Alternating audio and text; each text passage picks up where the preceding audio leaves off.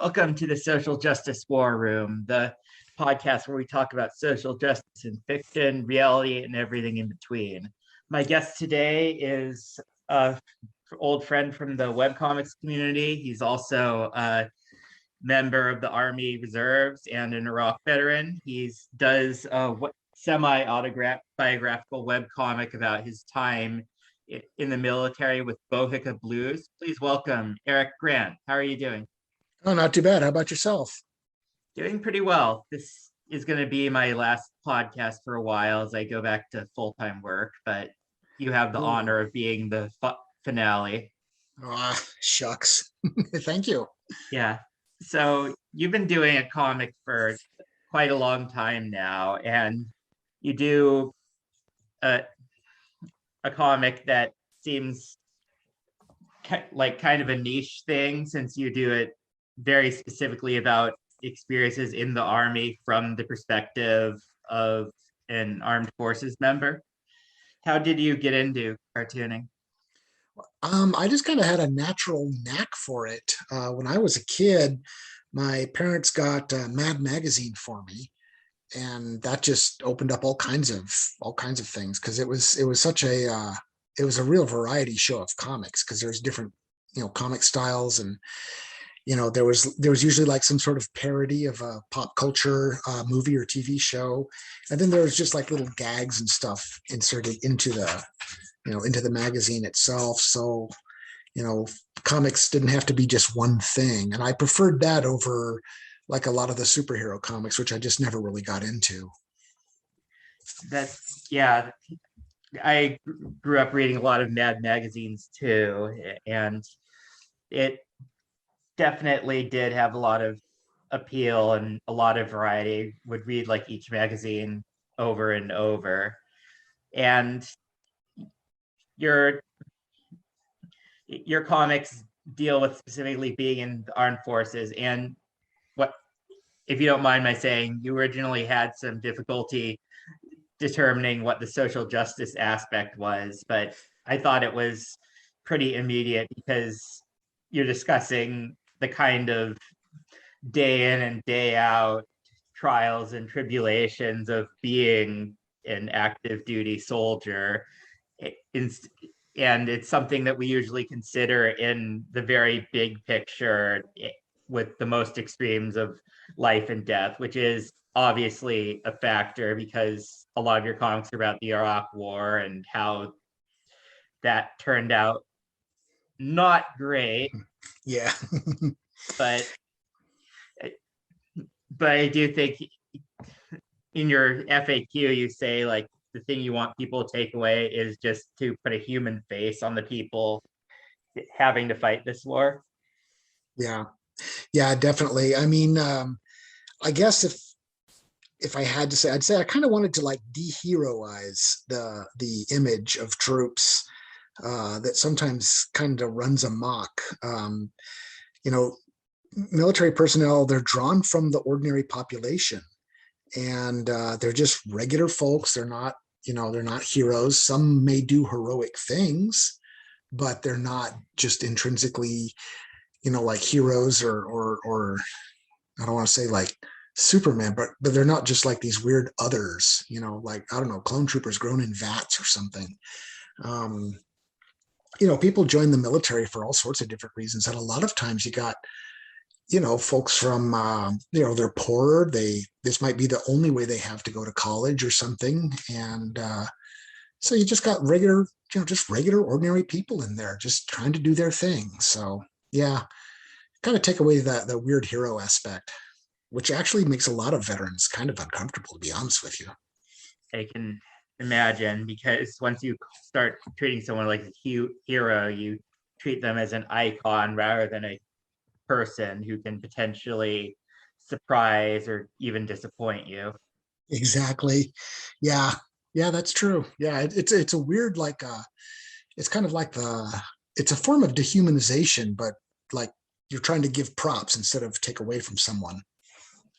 Yeah, and so what, with that in mind, since a lot of it is people joining just to get college money, it Bohica Blues can play out by more like a work with various annoyances throughout the day, except of course that there's the chance you'll be called into battle and be risking your life. Yeah. Yeah. I mean, people join for college money, people join for adventure, they join because they just, I joined for pretty pedestrian reasons. I wanted adventure and college money and stuff, but really at the time, my hometown of Boise, Idaho, there just wasn't a lot of opportunity. I mean, you could either go on to university or you could get a pretty menial job. And I just had to get out. I had to get out and do something else. So, I joined the military, and like I said, I mean, it was money, it was travel, it was adventure, and it was just a different menu of options kind of all at once. If you ask me things like, patriotic stuff, flag and apple pie and stuff, I'd have said, not really. I just wanted to get out. Were there, I'm sure you met some people in your times who were about that stuff, right? Very much so. There's people that are ideologically motivated, of course. But again, I mean, the military draws from the population, and the population has people that are, some are ideologically motivated for different things. Some are just trying to get by. I mean, there's the whole spectrum of motivations pretty much anywhere you look. Yeah. And in the comics, you have very extensive biographical notes about the military and process within. And it seems you mentioned quite a bit about the downtime. You described it as like 90% boredom and 10% terror. Yeah, yeah, that's been a truism of war for a long time. A lot of troops have written back, World War II, World War One. A lot of soldiers, especially veteran cartoonists, will kind of use some version of that. That it's 90% boredom, 10% terror. I think with Bohica Blues, what I like doing is showing how incredibly dull and day to day and bureaucratic most of our duties are. There's only a little bit of like real excitement, adventure stuff, and then of course, of all the hundreds of thousands of people that serve, only a few thousand actually end up going to a real deployment overseas, and of that few thousand, even less actually goes into real combat and does real army soldier stuff that you think about in the movies. So yeah, a lot of what we do is kind of dull and bureaucratic and actually quite frustrating, which makes it a fertile ground for humor. Yeah, quite a bit about poop trucks, right? Oh my God, yeah. Oh, they were. I mean, we'd love to see them because that meant that the latrines were going to be clean for at least another day or so. But at the same time, it was just, oh my God, they smelled so bad. And yeah, I don't know. Maybe the weird feelings we had about the poop trucks was kind of like having to face a moment of vulnerability. Everybody has to poop. Yeah. And we were dependent on them. So um, this conversation could take a really bizarre turn right about now if we're not careful. Yeah. Well, there's other more mundane things, just like lugging around sandbags to make up walls. Oh yeah, yeah. They had us fill sandbags for days and stack them around our trailers. And then they told us that if we ever came under attack, we were literally to just hide under our beds. Um, the trailers we were in were, like typical house trailers, smaller versions, but they were flimsy. So if the roof collapsed, our beds would actually be strong enough to withstand that and keep us safe. And of course, if we were under our beds, we were also below the line of the sandbags, so we'd be safe from shrapnel. So, yeah, it just struck me as so odd. It's like here we are in war, living in house trailers, being told to hide under our beds, and then you have the realization that that's actually pretty good advice, really. Yeah. It's so bizarre. War is so freaking bizarre and ridiculous. And that's Uh, just one example. were the how far were the trailers away from active combat? I was in Camp Victory North. It was later renamed to Camp Liberty. Um, and we were pretty far away from a lot of direct combat. It was such a big base. We had, gosh, I think at least 2 or 3 U.S. divisions, and then multiple allied. I mean, we had like British forces and and others. I think even the Poles, the Moldavians, they sent people. It was just this huge base. So the enemy didn't really attack us that much. A few times they tried, lobbing mortars and rockets at us, but for the most part, it was intercepted. It was the guys out on the far out bases that were probably in the most danger. You had guys out there that were in small company or platoon size elements, anywhere from maybe 100 guys to 30 guys, and the enemy would feel like they had a better chance at making them suffer. So they would get the worst of it. I was actually pretty safe. Well, that does speak to the fact that the U.S. and its allies in the war are an occupying force.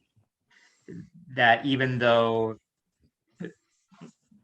you did do some good while you were there, and of course Saddam was a total bastard. I'm not standing Saddam. Saddam is Oh not yeah. my pog champ. That like you're coming in with vastly superior wealth and firepower, and you see danger when you're being sent out away from the camp that's heavily fortified and going into the combat zones. Yeah, yeah. When we'd go out, it was pretty dangerous. Yeah, it was kind of weird. I mean, like the disparity of forces it made it feel, I don't know, a little unfair. But um, I mean, there were people there that liked having us around. There were people that Saddam treated badly, so of course, those people were perfectly happy, to have us there.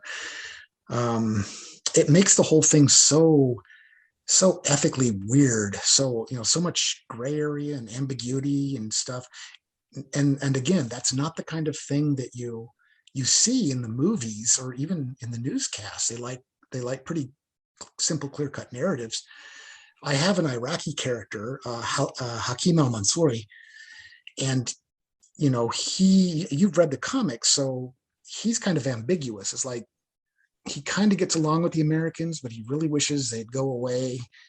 Um, he kind of had to work with Al Qaeda and Iraq guys because they paid him money and he needed money to feed his family. And he kind of goes back and forth, but he has his own personal reasons for it, and he's just trying to survive. And I tried to put a human face to that. I don't know if I did it very well. I think you did, because Oh, for anyone who's on the ground, since the people making the big decisions tend to be quite removed from the fighting, there are, I imagine, a lot of difficulties and a lot of gray areas and a lot of contradictions. yeah, yeah. I mean, I remember like people that really disliked us, and there was like anti-American graffiti. But then I also remember a time we did a little patrol in Baghdad. We'd stop and just do traffic checks and stuff like that. And this lady came out from her house. She was all smiles. She was so glad we were there, and she gave us homemade cookies. Oh, Um, nice. yeah, sugar cookies. And I'm thinking, I had some, and they were pretty good, but I was like, I know sugar is rationed right now. Wow. And she used some of her rations, to show some friendliness to us, and so I appreciated it. But Yeah. it was just another one of those weird things that happens in war that just don't make any sense. Yeah. I do remember reading through your comics how you your characters reacted to the news of Abu Ghraib. Am I spelling it right? It's been a while, but Of where? Abu Ghraib. How do you spell it? Oh, Abu Pronounce Ghraib. it? Yeah, but that Oh, was like a yeah. point where it was a massive PR disaster for everything that the people on the ground were trying to accomplish. Oh my God. Yeah. Yeah, I was in country when that happened. So, and we're all just thinking, oh my God, they just made our jobs 10 times harder. A lot of the line troops, were very dismayed by that. Some of them were, they were genuinely concerned for the Iraqi, the welfare of the Iraqis. A lot of them were just thinking, this has made our job harder. So they were thinking in terms of, how it hurts them. But either way, I mean, there was still that understanding that this was wrong, this was bad, and should not have happened. Um, yeah, And one thing that's comes to mind is, since you did have quite a bit of downtime there, you did end up playing video games quite a bit, right? And tabletop games. yeah, we had some tabletop games and some video games. I did like an online fan fiction thing, like a collaborative fan fiction thing. I'd go and write a couple pages and then upload it into the computer on an internet cafe. Yeah, I was kind of lucky. When we first got there, I had a couple of months of combat operations, and then I had about 8 months of really just sitting around pulling guard duty, and then another couple of months doing combat operations, and then I was gone. So yeah, that was my boredom to terror ratio right there. Yeah.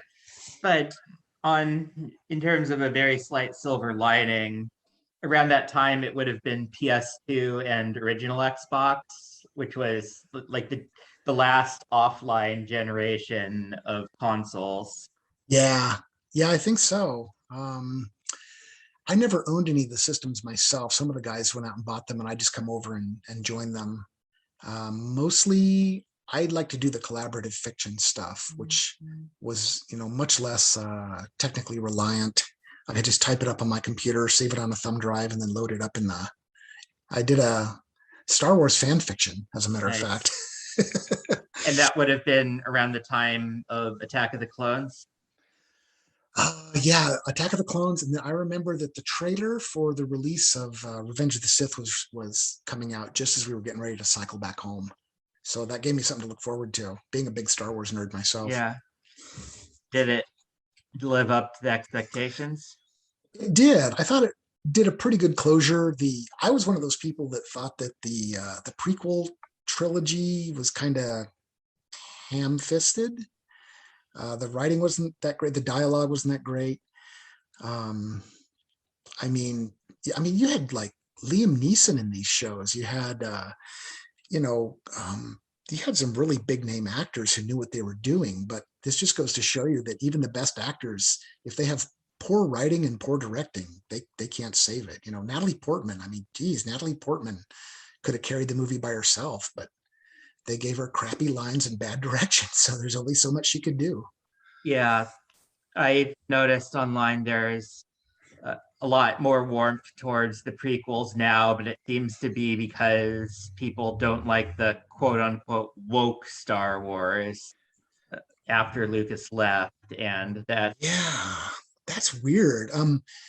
People who really know the history of Star Wars, if they go way, way back to the very beginning when it was still the Journal of the Wills, um, Luke and Leia were supposed to basically be kind of the same character. And then some aspects of Luke, like the hotshot pilot, was supposed to be part of Han. And Leia was supposed to be like a Jedi princess type thing. So really, like Rey kind of got back to the original concept, but this was a pre-designed concept when way back, when Ralph McQuarrie was still doing all the design work. And they were designing things like the Millennium Falcon that looked like the Eagle from Space 1999. So like bringing in Rey was going back to the original concept. And people said, oh, she just learned the Force like snapping her fingers. And I'm like, Luke went in about 36 hours, went from being a farm boy to blowing up the Death Star. So, I right, mean, come on, people. they aren't interested in the logic behind it, though. It's purely reaction. And Yeah. but the original Star Wars was in its ways political. And one thing, I don't know if you've heard this stuff about the rebels supposed to be the Viet Cong, Yeah, they were based on the Viet Cong. and that kind of speaks to something that America didn't learn from Vietnam, that they probably haven't learned from Iraq, that Russia is currently given an opportunity to learn in Ukraine that they're not going to learn, that Yeah, like you can't win an asymmetrical war against an occupied populace. yeah, yeah, it's true. I mean, I think we did kind of learn coin lessons, counterinsurgency warfare lessons in Iraq. We were adapting to them, but it's hard. I mean, a standing army or something, when you're up against a popular movement, it's hard. I mean, it's an eternal game of whack-a-mole, so to speak. And I don't mean to belittle the people that are suffering, um, on that, but yeah, I mean, it's really best to just figure out what it is that the people want and try to come to an accommodation, try to come to some sort of agreement. Yeah, it does feel like it, in that case, it's a war of attrition for when the bigger armies' political will to keep spending money and lives on the war runs out. Yeah, yeah, and we have to see what Russia's breaking point is right now. Um, I mean, a lot of fairly large organized militaries have gone into countries, and found themselves up against some sort of popular movement or something, and it didn't always turn out very well. The U.S. and Vietnam, um, we we kind of, I don't know, yeah, Iraq, Afghanistan, it didn't really work. The Soviets and Afghanistan as well. Yeah, I mean the list goes on. Lebanon, for example, but Yeah. In your comic, you follow the characters through, not just during the time overseas, but when they get home, when they start families of their own, when they deal with what it's like to be back among the civilian population and the expectations put upon them.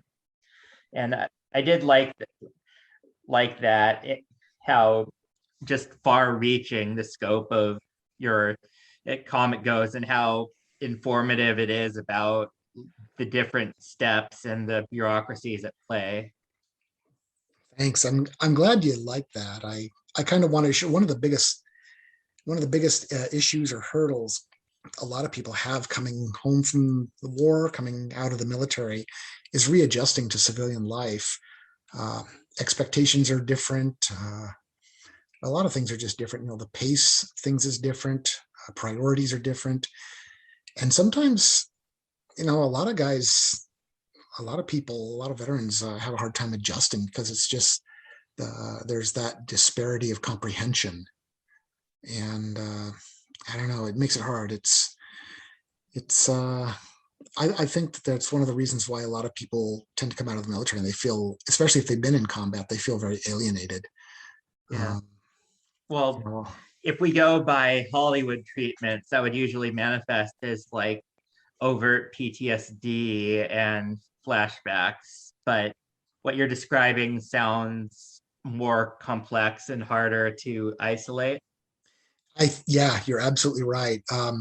One of the things, one of the issues I have with the Hollywood portrayal is that veterans come back and they either just reassimilate into a society seamlessly, or they're just basically nuts. They're inconsolable or something, and they're just completely marinating in grief 24/7, and sooner or later they act out and do something crazy that kicks off some plot. It's not an either or thing. It's very nuanced, and there are better days and then there are worse days, and you can go for months or years without a problem, and then one day you just remember something, and there you are. You're right back at square one. Yeah. one thing that I don't know if you encountered this at all, but it seems to come up a lot in my fandom spaces how the military and later the police it domestically adopted the Punisher as a symbol. Did Yeah, you see that much there, or was that later development? that was later. I kind of saw it a little bit while I was deployed and on duty, but for the most part, it's like when people come home, the veterans come home, and then they kind of there's kind of what I sometimes call like a vet bro mentality or something. Um, you know, and the Punisher skulls are a large part of it. I never got into that. Um, it just seems a little over the top for me. And anyone who's actually read the Punisher would know that the actual character of Frank Castle wouldn't like that. No. Yeah, he found cops. He felt disdain towards a lot of police. He felt that if they did their job properly, he wouldn't be necessary. Yeah, I've definitely seen that come up a lot, especially in like recent Punisher comics where there was a scene where he just pulled over a cop to tell him off and say to idolize Captain America instead because you're not supposed to be like him. Yeah, Yeah, yeah, but then the Punisher, because because at best he's basically a villain pointed in a more favorable direction at worst villains. yeah, There's a lot of difficulty in pulling him off, and since we're no longer in like the era of Reagan and Stallone where characters like that were unambiguously popular, there's always attempts to like shake him up. And there was the time they made Frank Castle into a Frankenstein's monster, a Franken Castle, if you will. The time they made him like an avenging angel from heaven. Recently, they made him a ninja. oh my So God. they're and all that feels like they're just trying to get as far away from actually confronting the problem as possible. Yeah, didn't they? I think there was a storyline. I don't know if it was canon or not, but didn't they make him? They tried to make him black at one point. They tried to make him African American or something. I think there was a separate character who took on that Okay, identity. yeah, that was just so bizarre. um, yeah, I mean, the thing about Frank Castle, the whole Punisher idea is that he dispenses the justice that is not found in the justice system, and that's supposed to be. I think that's supposed to be what the motif is. But people get caught up in the idea that this is how you do justice, and it's like, no, no, wait, you're doing the wrong thing by idolizing this guy. You know, he's the fail safe after everything else has failed, and it also I think they've toyed with the idea of like what happens if Frank Castle kills an innocent guy on accident, and they've never really addressed that because it's like, now what do we do? We got this character who's built for one thing, and now we've just completely destructured him. It forces people to look at a lot of uncomfortable things. Yeah, and but of course the influence is real. And you mentioned vet bros who go in after coming home from overseas wars, go into local law enforcement and take on the mentality of effectively an occupying force. Yeah, that's one of the things that kind of worries me. I haven't touched on this at all in the comic. Is that I am a little worried about the over military. Actually, I'm very worried about the over militarization of the police. Um, the police tend to be, outfitted in a lot of surplus military gear. They're getting MRAPs, large caliber machine guns, various heavy weapons. Not all police forces, of course, but some. And it just creates a dangerous mentality. I mean, it does put you in that us versus them, you know, that idea that the only people you can trust are your brothers and sisters right next to you, and everybody else is out to get you or out to do something bad, and you have to figure out what that is before they can do it. It's I don't think it makes a healthy mindset. Um, I do I do think that police are necessary, but not in the way that they're currently constructed. We should get back to like the old, the older ideas, like the police is, like helping society, helping the community, living in the community that they police in. Um, yeah, and less of the confrontational stuff. But Yeah.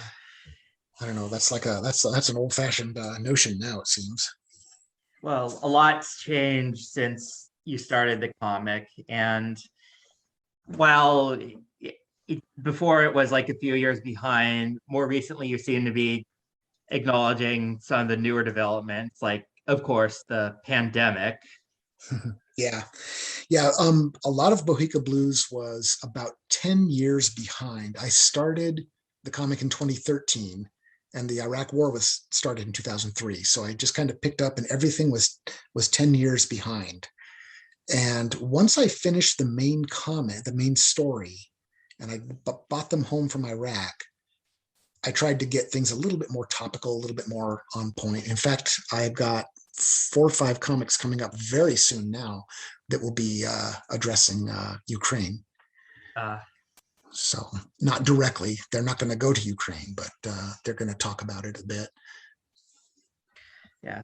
Well, one thing that I have to praise about the comic is the dogs. You do quite a few stories from the perspective of military dogs, and of course, dogs are wonderful and adorable. They're the And best. yeah, though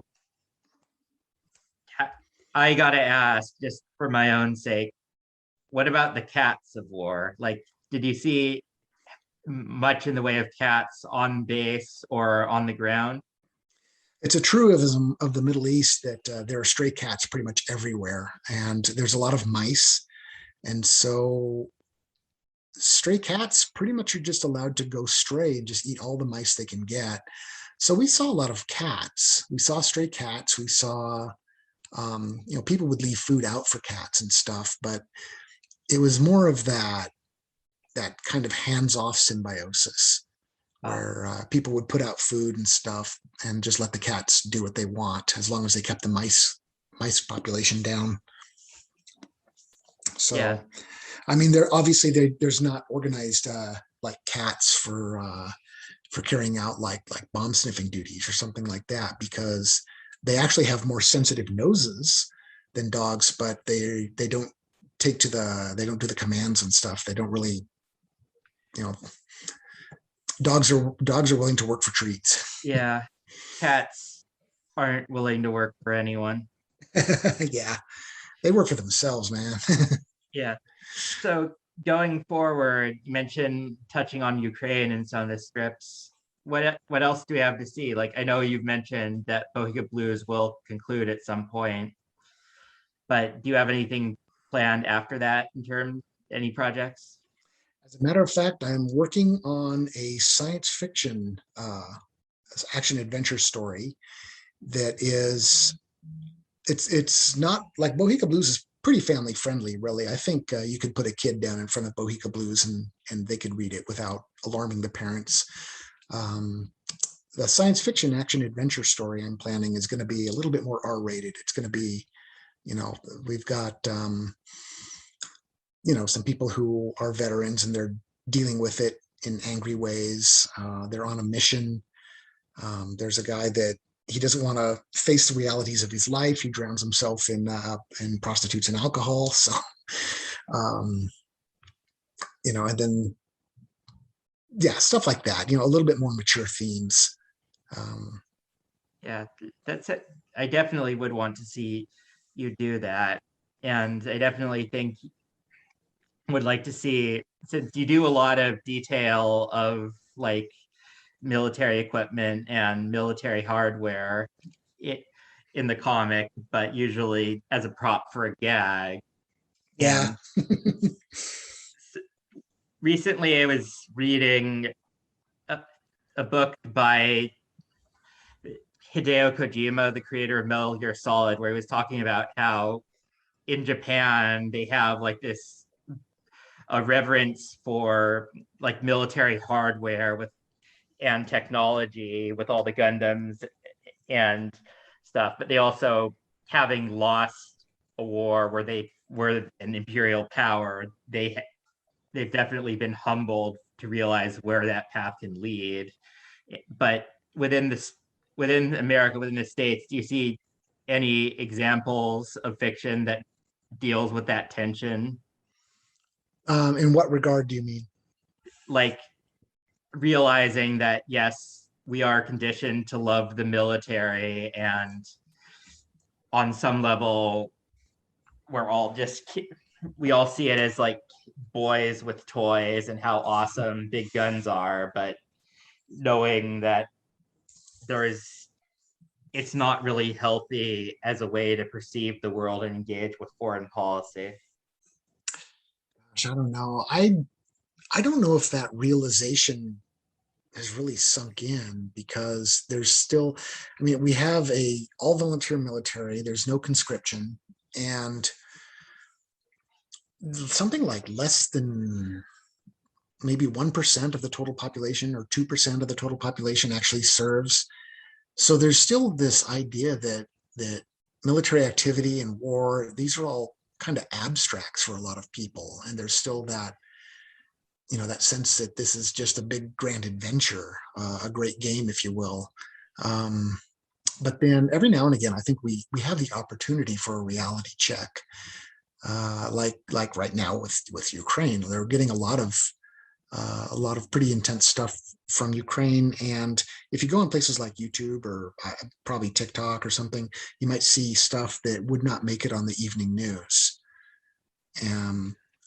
So people should see that this stuff comes at a cost, and sometimes that cost is terrible.